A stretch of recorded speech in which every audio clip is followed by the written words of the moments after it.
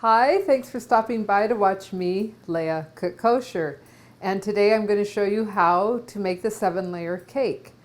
Yes, everybody's been wanting to see how I make the 7-layer cake, and now I'm going to show you. So, let's get started.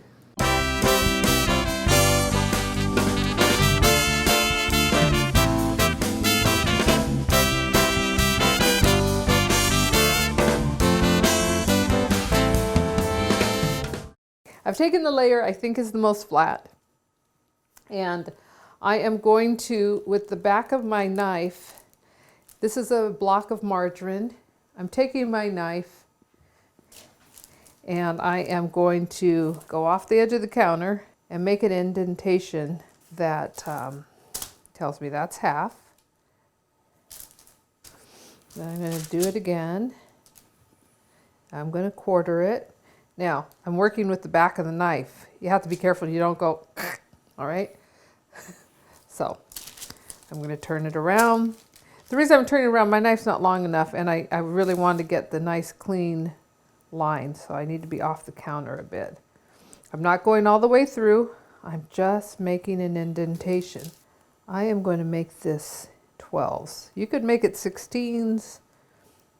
8 is just too big of a piece of a cake for something this rich. And so I am dividing each one of those quarters into thirds.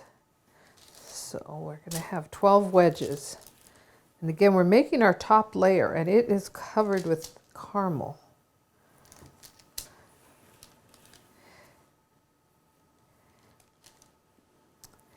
And then the last thing I have to do with this is I need to take my block of margarine and I need to wipe underneath along the edge, because when I pour that caramel on, I need it not to stick. So I'm drawing a line basically with my cube of butter. Okay, and we need to come over here now and put our sugar on. All this is 1.25 cups of white sugar. Now caramel needs to be made with high heat, medium high heat, as it needs to melt that sugar. And it won't do it on a low heat. I was once afraid I was going to burn it, so I did it on low heat and it never turned. So you have to find that balance of enough heat and you don't walk away, okay? You stay with your sugar, because when it starts to melt, it'll burn very quickly. See it starting to brown in the middle? It starts to liquefy from the bottom, but it's turning now. Okay, see that? I'm going to pull it. I've got to pour it on. Get that all the way to the edge, okay? That's hot. I mean, it's hot, hot. All right, so that's our caramel layer. I'm going to start taking my buttery knife and cutting off the caramel. And then looking through the caramel, I am cutting through my previous scores.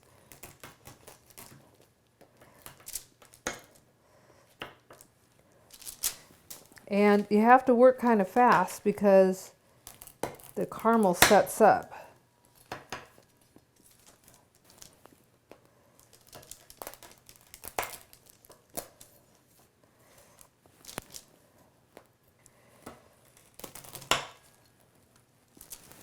Okay, so I've cut my disc into the wedges. This is how it should look. Nice, smooth caramel layer, translucent in color. Okay, and that's what we want. Okay, so I'm going to tidy this up and then we're going to go ahead and frost our cake, okay? I have my cake spinner out. I've set it on top of this little non-skid sink mat. That way there it doesn't slide.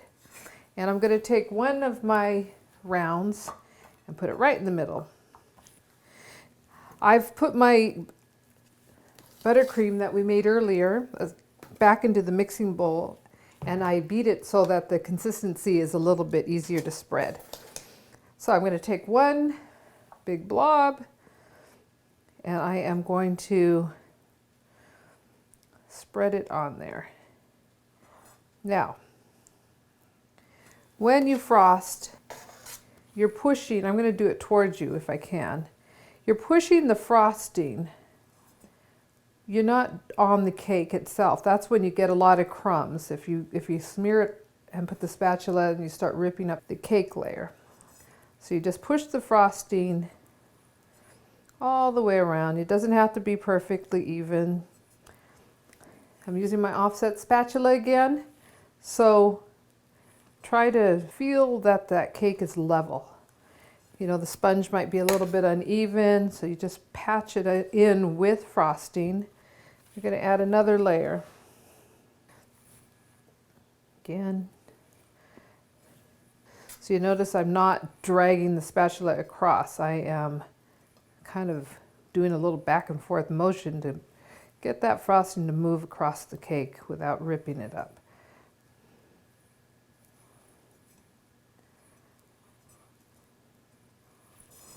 Add another layer. Frosting, it's the easy part.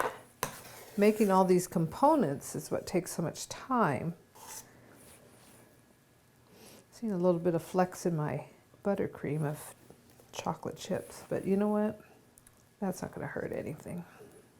And if you want mocha flavor, of course you can, you know, add coffee to the chocolate. You can tell this layer is kind of wavy.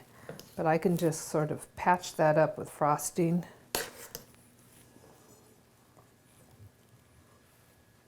Just go all the way around. And I think this makes 6. So I can look at my layer. This is a little thinner side. I can look at my stack and say, well, where is it thickest? It's right there. So I'm going to put the thin side here to the thick side. And then one more spread of frosting. Now to do the size of the cake, I'm using a flat spatula. This one that I have is a little bit longer than I like, so I'm holding it further down than on the handle. So what I do here is I'm going to push this frosting into the layers.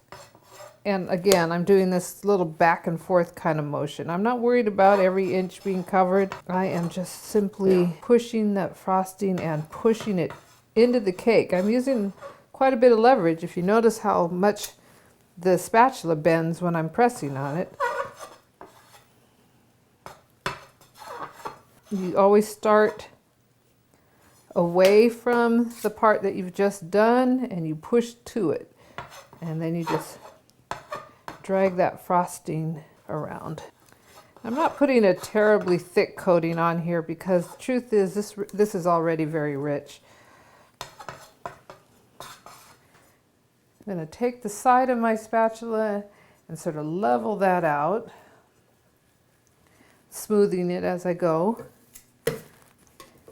And then I'm going to take this little comb and just drag it along the side. And that kind of smooths out that. Now, that's all smoothed out. I'm just going to take my spatula and smooth that out. All right.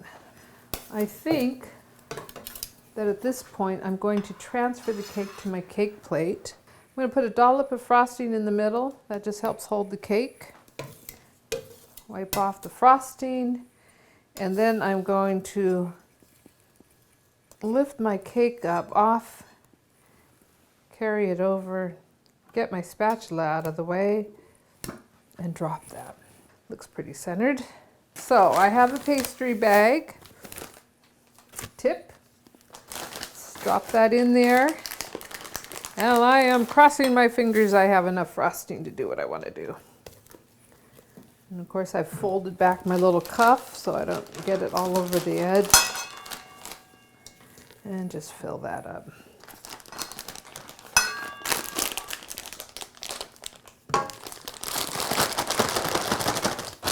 All right, squish it down to the bottom. And set that aside for 1 second. All right, so I'm gonna put a little ganache on here just for the heck of it. Just pour a little bit on there. Now, I really should put parchment underneath the base of my cake, but I'm not going to overdo it on this chocolate. I'm just going to spread a little bit because I do want it just to go over the edge a little bit.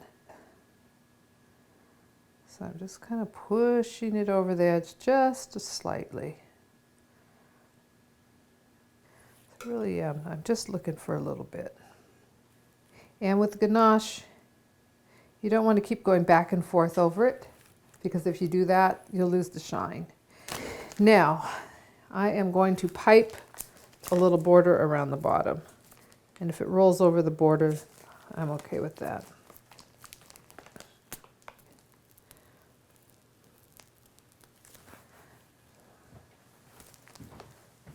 This way, you clean up your base. See that?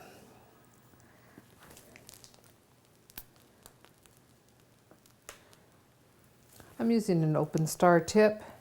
If you have little teeny things of chocolate in your frosting, they won't get caught like they would in a closed star tip. Okay, so we have our little decoration there on the bottom, and we're going to need to put our caramel on the top. We're almost done, okay? Whew, I can't tell you how long it's been all day. Okay, so we're going to take a little bit of frosting, and I'm going to make a little blob in the top. And I have 12 wedges, so I need 12 little dollops on the outside here too. So there's 1, 2, slippery because of that ganache, but I'm okay with that. 3, 4, I need 2 more in between each one.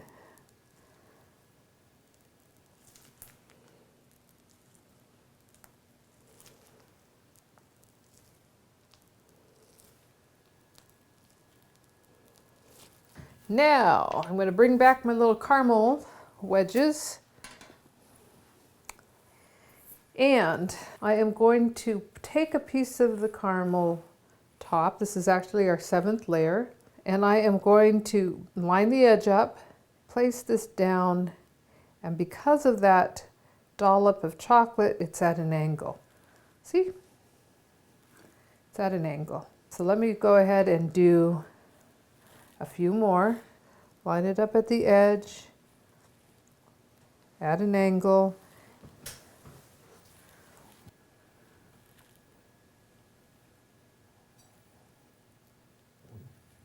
Now, if you're looking from the top, you would form a circle with these wedges that are touching side to side, but because of that dollop, are appearing to be off a bit. Now, if you trim that caramel off when it's still a little bit soft, you'll have a little bit cleaner finish than I got here. But that said, I'm still thinking this looks pretty gorgeous. And then I like to put a little dollop right in the middle. There it is. Our 7-layer cake. Totally majestic, totally beautiful. Gorgeous, gorgeous. All right, so you know what? It was a whole afternoon. Total labor of love. But look at that baby. Isn't it gorgeous? Hope you enjoyed the 7-layer cake.